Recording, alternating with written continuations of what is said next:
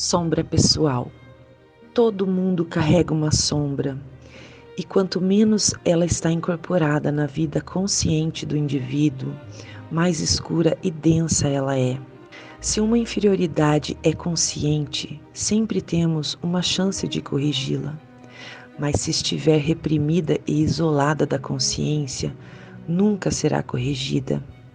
E pode irromper de repente em um momento de desatenção.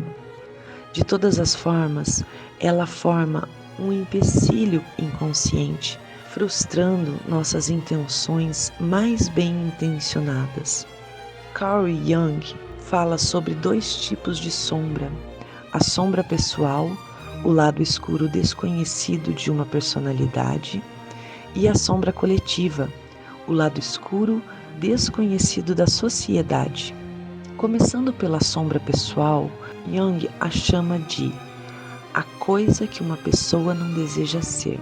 Representa atributos e qualidades desconhecidos ou pouco conhecidos do ego.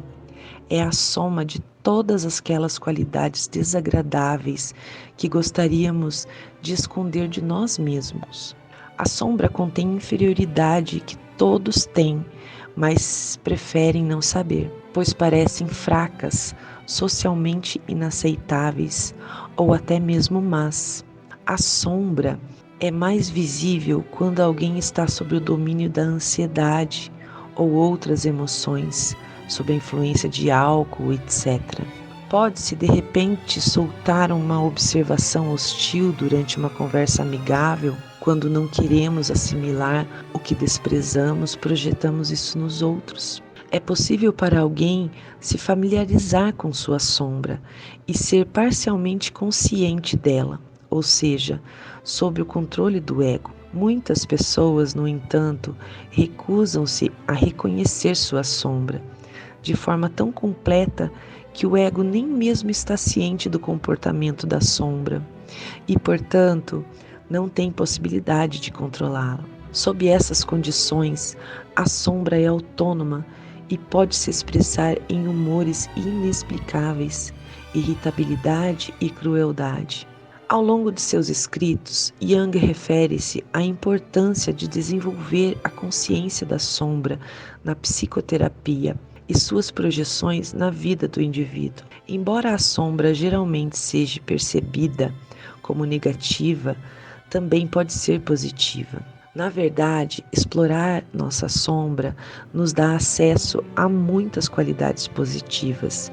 Jung escreve que a sombra mostrará várias boas qualidades, como instintos normais, reações apropriadas, percepções realistas, impulsos criativos, etc. Uma das colaboradoras mais próximas de Jung, Mary-Louise von Franz, escreve: a sombra não é necessariamente sempre uma oponente. Na verdade, ela é exatamente como qualquer ser humano com quem se tem que conviver, às vezes cedendo, às vezes resistindo, às vezes dando amor. Seja o que a situação exigir, a sombra só se torna hostil quando é ignorada ou mal compreendida. A sombra contém todos os tipos de qualidades, força e potenciais que, se não explorados, nos dão um estado de empobrecimento em nossa personalidade, criando obstáculos inconscientes que inibem o crescimento e a incorporação dessas boas qualidades que estão adormecidas em nossa psique. Por exemplo, uma pessoa pode acreditar que ser assertiva é ser rude ou agressiva, perdendo as qualidades de confiança e a capacidade de defender-se de forma honesta e respeitosa, o que, por sua vez, pode levar a menos proatividade, tornando mais difícil conseguir um aumento ou promoção no trabalho, lutando com o dinheiro e assim por diante. Portanto, quando uma pessoa encontra alguém assertivo, no fundo, ela sente ressentimento e culpa, o que torna sua sombra mais escura e densa. Esses aspectos valiosos devem ser assimilados à experiência real e não reprimidos. Cabe ao ego renunciar ao seu orgulho. Também encontramos nossa sombra em nossos sonhos, como uma pessoa do mesmo sexo que o sonhador. É o que parece ser uma crítica ao nosso caráter vindo do inconsciente, um juiz interno do seu próprio ser que te reprova, e o resultado geralmente é o silêncio embaraçado. Devemos identificar o conteúdo da sombra e integrá-lo à nossa personalidade. Esse é o processo de realização da sombra, também conhecido como trabalho com a sombra. Aqui começa o trabalho dolorosamente e longo da autoeducação.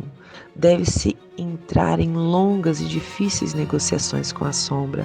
Um trabalho, poderíamos dizer, que é o equivalente psicológico aos trabalhos de Hércules. Através do trabalho com a sombra, pode-se observar sua sombra exteriormente, observando suas reações emocionais e sendo radicalmente honesto sobre suas interações com os outros e interiormente explorando seus sonhos.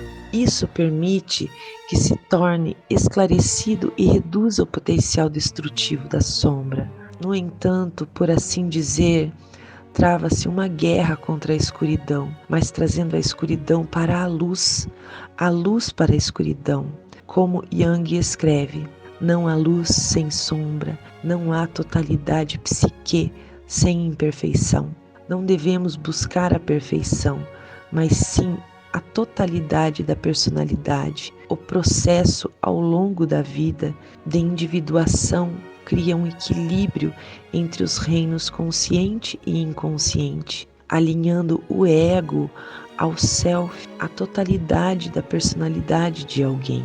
Por mais assustador ou sombrio que seja confrontar nossa sombra, encontrar a verdade traz alívio. Discernir a verdade é o processo de autenticidade, uma escavação meticulosa nas profundezas do nosso ser para explorar possibilidades e limitações, distorções e as partes enterradas e frequentemente esquecidas de nós mesmos e das nossas habilidades. A maioria das pessoas, no entanto, é demasiadamente indolente para pensar profundamente até mesmo sobre aqueles aspectos morais de seu comportamento dos quais tem consciência, sem falar em considerar como o inconsciente as afeta. A sombra também pode consistir de fatores que se originam de uma fonte fora da vida pessoal do indivíduo.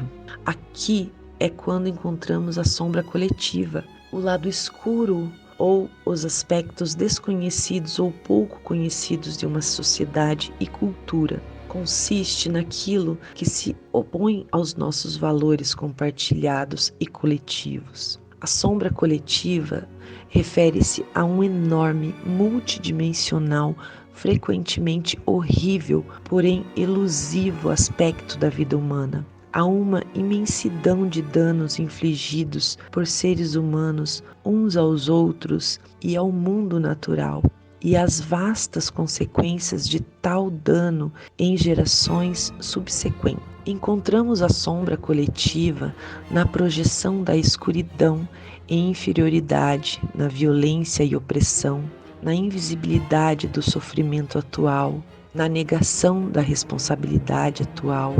Enquanto o material da sombra coletiva pode ser brutalmente manifesto em guerras, massacres e genocídios, ele também pode se esconder sob os mantos muitas vezes atraentes de atividades missionárias, como a imposição do uso de idiomas específicos, uma realidade orwelliana que estamos vivenciando no presente.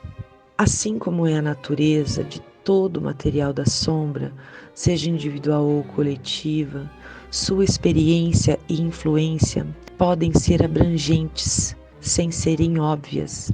A sombra coletiva se manifesta externamente em atrocidades, perseguições, sofrimento físico, doenças, pobreza, desnutrição, alcoolismo, crime, a morte de culturas e assim por diante. Ela também pode se manifestar mais internamente, em meio às complexidades de cada psique individual, como o ódio a si mesmo, ao próprio patrimônio e à própria cultura, depressão e sentimento de impotência, o desejo de vingança para que os outros possam experimentar algo semelhante à própria dor, etc. A sombra coletiva é o que historicamente foi rotulado como mal.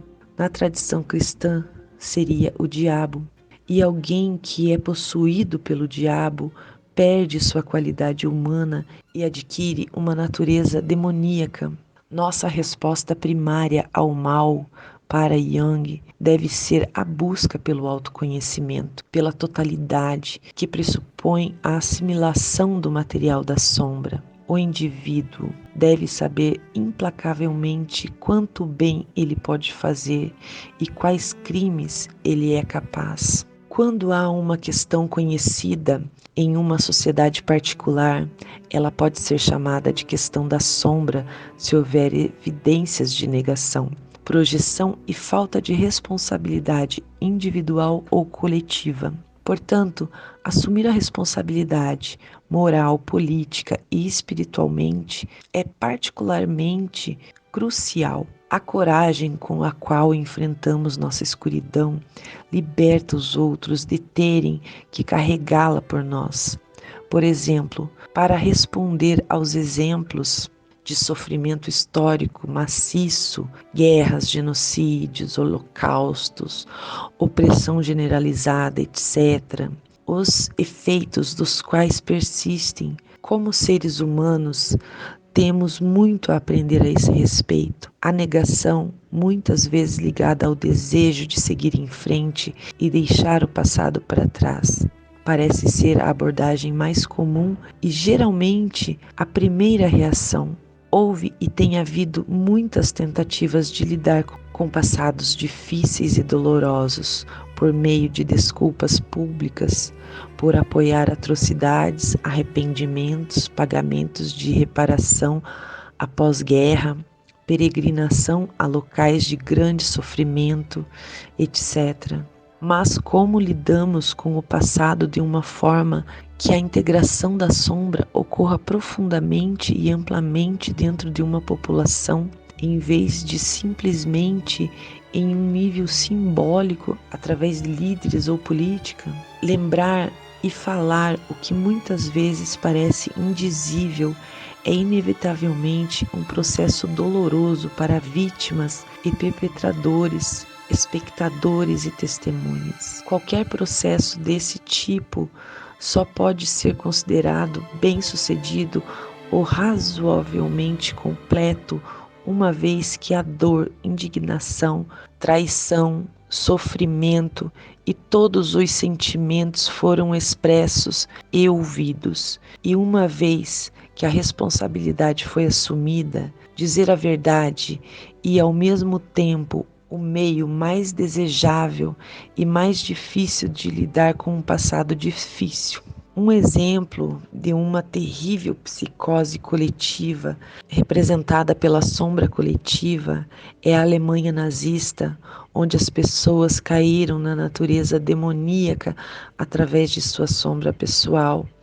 Elas se juntaram ao partido nazista e fizeram coisas piores do que poderiam ter imaginado ou teriam feito em condições sociais normais. Nesse sentido, a sombra pessoal é a ponte para a sombra coletiva. Portanto, é importante resolver primeiro os conflitos internos, nossa sombra pessoal, para que não caiamos inconscientemente na sombra coletiva. Mais tarde, pode-se influenciar outras pessoas e a sociedade se beneficiaria como um todo. Se praticarmos a atenção plena, saberemos como olhar profundamente para a natureza da guerra e, com nossa perspicácia, despertar as pessoas para que juntos possamos evitar repetir os mesmos horrores uma e outra vez. A guerra está em nós, mas também está em todos. Tudo está pronto para explodir e todos nós somos corresponsáveis. Para resumir, devemos primeiro reconhecer essa sombra pessoal e entrar em longas e difíceis negociações com ela, sendo honesto conosco mesmo e nossas interações com os outros, observando nossas reações emocionais e explorando nossos sonhos, para não nos tornarmos vítimas passivas de nossa sombra e de nossas projeções inconscientes, permitindo-nos resgatar as boas qualidades que estão adormecidas dentro de nós, o que melhora nossas vidas e as vidas daqueles ao nosso redor. Podemos então estar conscientemente ciente da sombra coletiva e não ser presa dela, e assumir a responsabilidade de abordar a negação de questões importantes e a falta de iniciativa individual e coletiva. A coragem de enfrentar nossa escuridão traz alívio para os outros, já que dizer a verdade é a maneira mais desejável de lidar com o passado difícil, em vez de descartar as atrocidades e fazer a sombra crescer mais escura até que não possa crescer mais. E assim a história se repete. E se você gostou desse vídeo, eu convido você a curtir, se inscrever no canal, pode compartilhar com seus amigos e deixe seu comentário. Um grande abraço, fique com Deus.